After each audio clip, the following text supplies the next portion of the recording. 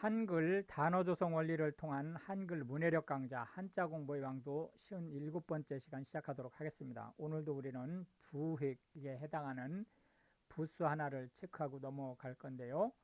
기슭이라고 하는 것은 예를 들어서 산이라든지 이런 데 그 초입을 얘기하는 겁니다. 엄자가 되겠습니다. 기슭을 얘기하는 부수에 해당하는 글자는 대표적으로 원자, 근원, 근본을 나타내는 원자가 되겠고, 위험하다 할 때의 위자가 되겠습니다. 그래서 오늘 이제 첫 번째 한자는 원자가 되겠는데요. 원자를 이제 살펴보면 우리가 근원이라고 그 해석을 달고 있습니다. 근데 실제 이제 근원이라고 하면 원래 이 앞에 이렇게 물수변이 있는 원자가 있어요. 그게 이제 글자 그대로 근원, 소urce에 해당하는 근원입니다. 여기서 원자는 근원이라고 보지 마시고 근본이라고 보시면 됩니다. 그래서 근원과 근본은 약간의 차이가 있어요. 다시 말씀드리면 근원이라고 하면 source라는 뜻이고 근본이라고 하면은 원본이란 뜻이죠.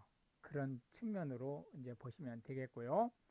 원자는 이렇게 엄자를 먼저 쓰고 난 뒤에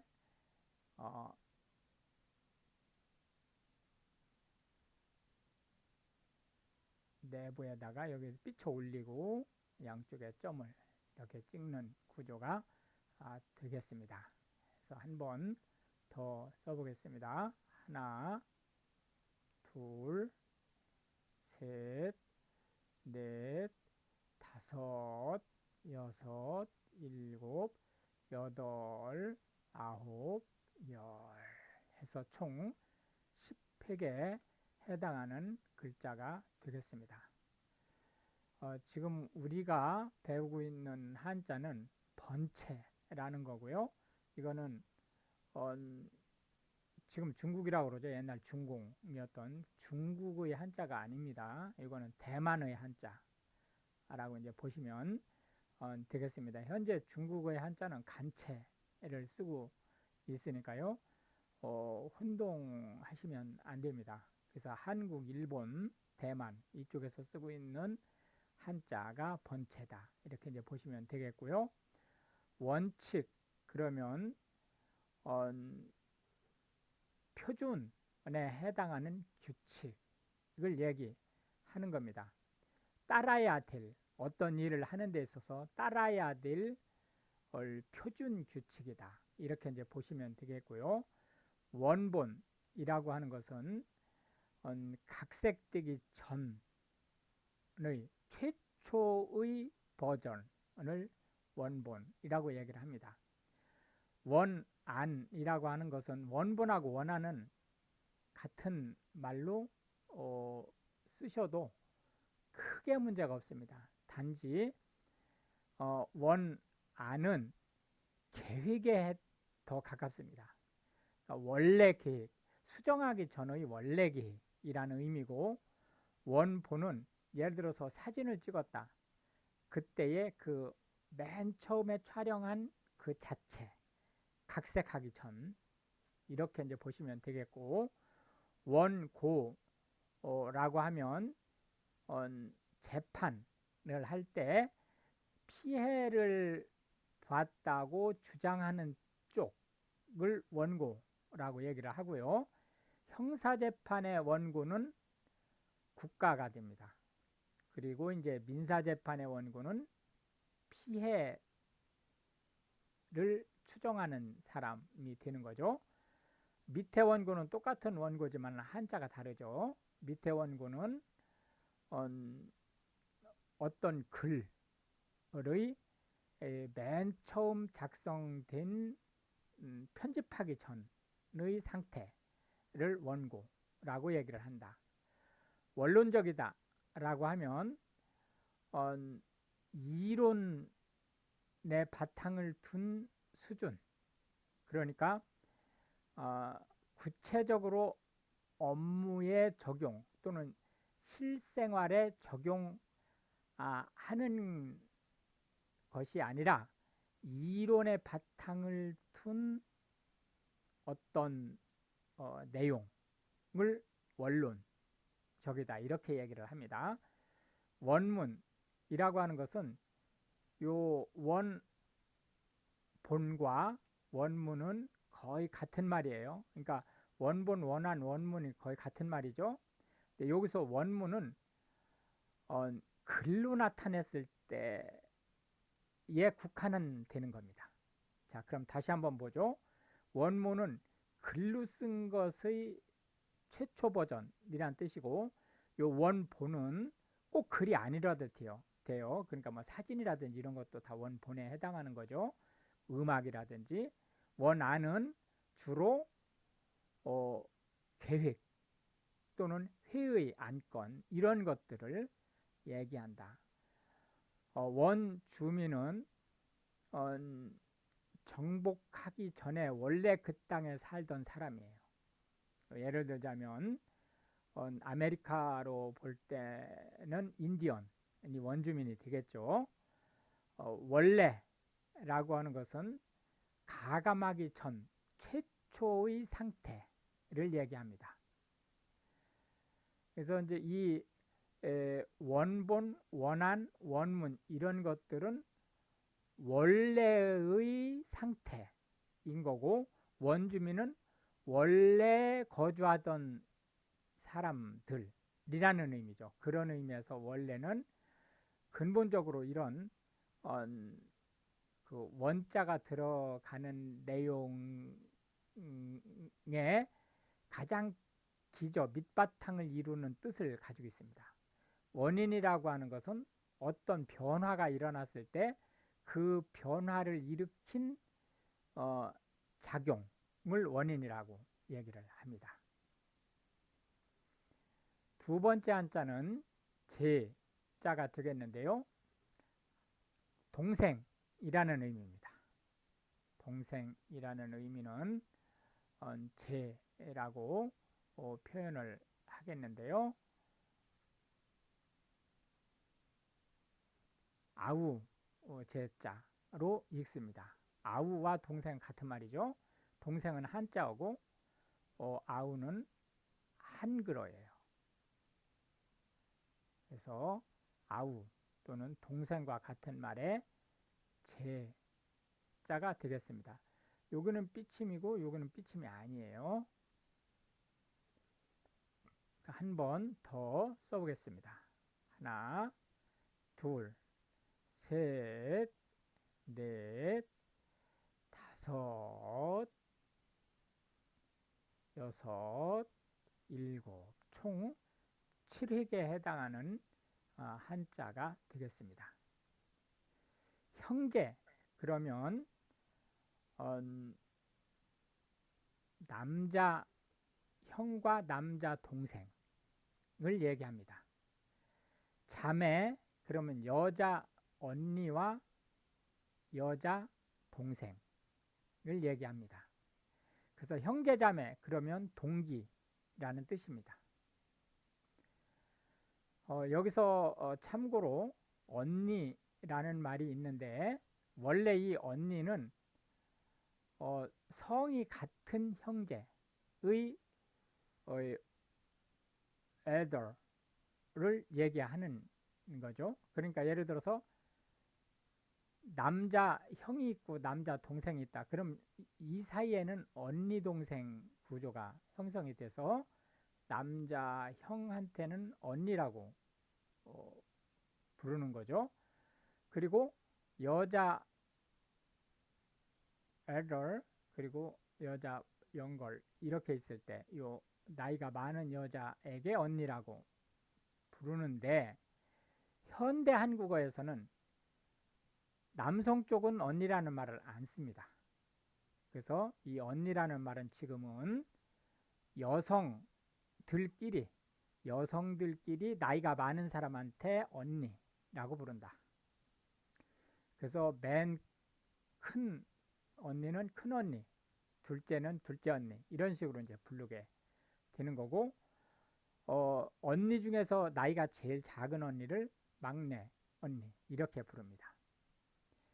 그런데 반해서 이 형제의 형은 남자끼리 나이가 많고 적을 때 그 형이라고 부릅니다. 그래서 큰형, 둘째형, 셋째형, 넷째형, 막내형 이렇게 이제 부르게 된다. 제자라고 하면 가르침을 받는 관계에 있는 사람을 얘기를 합니다. 또는 추종자라는 의미도 가지고 있습니다. 네, 추종자라는 의미는 제한적으로 쓰기 때문에 주로 제자 그러면 그냥 가르침을 받는 관계다 이렇게 보시면 되겠습니다. 학교에서는 선생님과 제자로 이루어지는 거죠. 관계가. 그렇게 이거 선생님이죠. 제자예요. 그래서 사제지간 그러면은 선생님과 제자 사이다 이렇게 얘기가 될 수 있습니다. 제부라고 하면 동생의 남편이란 뜻이에요. 동생의 남편. 지금 영어로는 다 똑같이 이렇게 표현이 되지만 전혀 다른 뜻이에요. 이건 동생의 남편이라는 뜻은 여동생, 나를 중심으로 해서 여동생의 남편이란 뜻이에요. 매제라고 하면 역시 여동생의 남편이란 뜻을 가지고 있죠. 그런데 이 제부는 누가 부르냐면 이 언니가, 여성 언니가 여성 동생의 남편을 제부라고 합니다. 매제라고 하는 말은 이성, 즉 남자 오빠가 여동생의 신랑을 매제라고 합니다.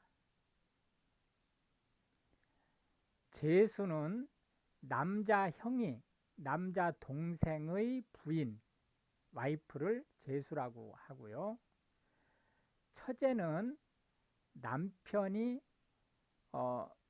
부인의 여동생을 처제라고 얘기를 합니다.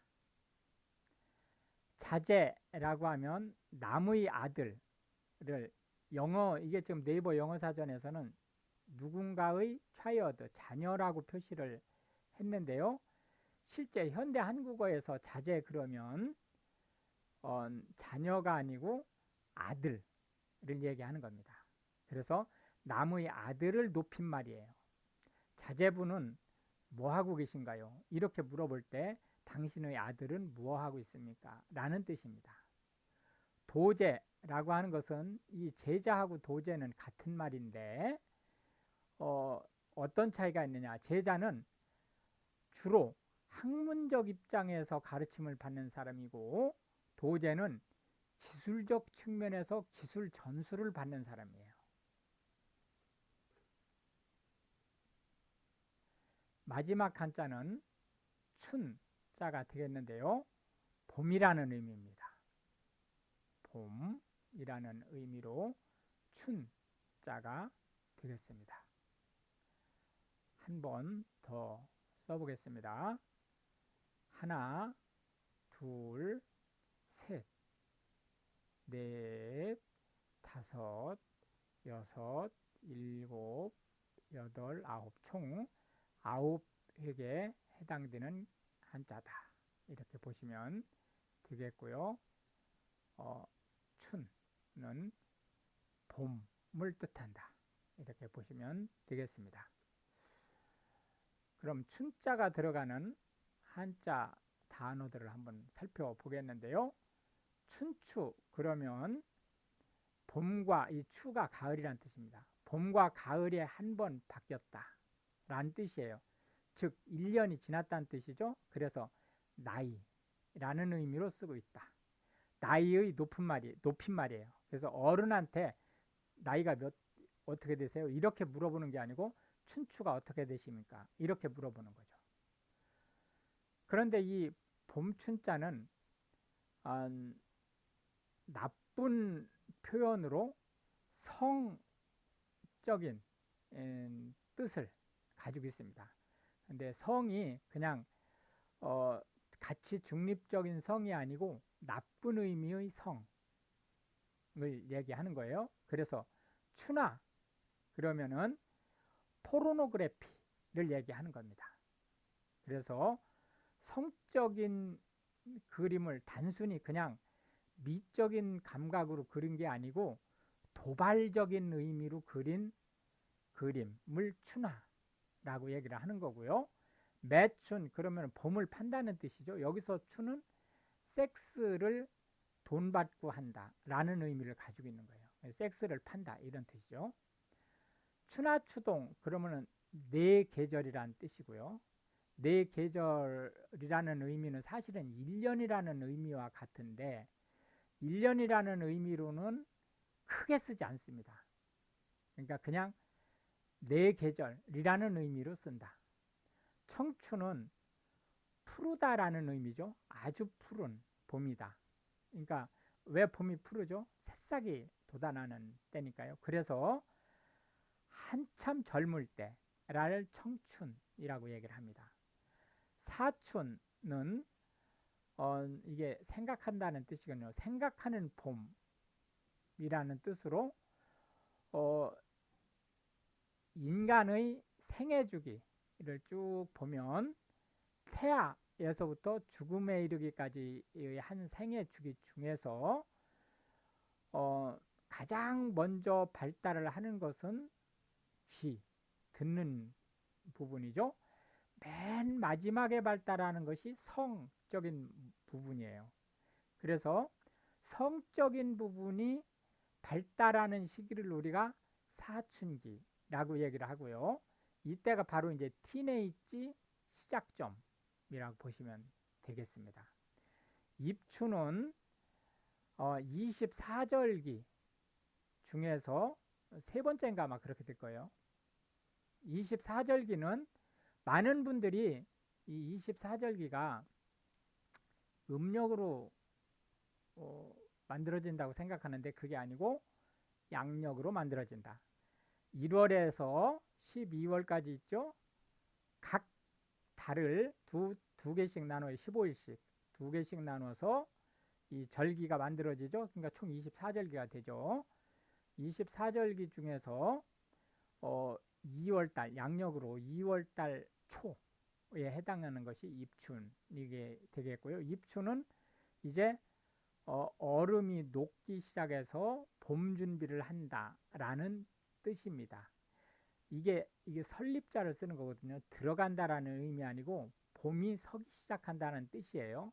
그러니까 봄이 이제 봄 준비가 시작된다라는 뜻입니다. 춘부는 요게 나눌 분자입니다. 그래서 봄을 이제 가른다라는 의미를 가지고 있어요. 이거는 어떤 의미냐면 봄의 정중앙 부분이 이제 시작되는 때. 그래서 춘분을 시점으로 해서 춘분이 밤과 낮의 길이가 같은 날이거든요. 그래서 낮이 길어지기 시작해요. 언제까지? 추분 때까지. 그럼 추분에 가서 밤이 길어지기 시작하는 거죠. 춘몽이라고 하는 것은 봄 꿈이란 뜻이에요. 봄 꿈. 봄 꿈, 봄은 나른해지죠. 나른해지기 때문에 꾸벅 졸면서 꿈을 꿀 수 있어요. 그러니까 개 꿈을 꾸는 거죠. 그래서 춘몽 그러면 봄 꿈이라는 건데 이게 지금 네이버에서 이렇게 번역을 한 거예요. 근데 봄 꿈이라고 해가지고는 춘몽이라는 정확한 의미를 전달하기가 어렵습니다. 이거는 개꿈이다 이런 의미를 가지고 있는 거고요. 일장춘몽이라는 말이 여기에 이제 달라붙죠. 항상 그 일장이라고 하는 것은 한판 버리다 그런 뜻입니다. 일장이 한판 버리는 꿈이라는 의미로 인생의 덧없음을 의미하는 겁니다.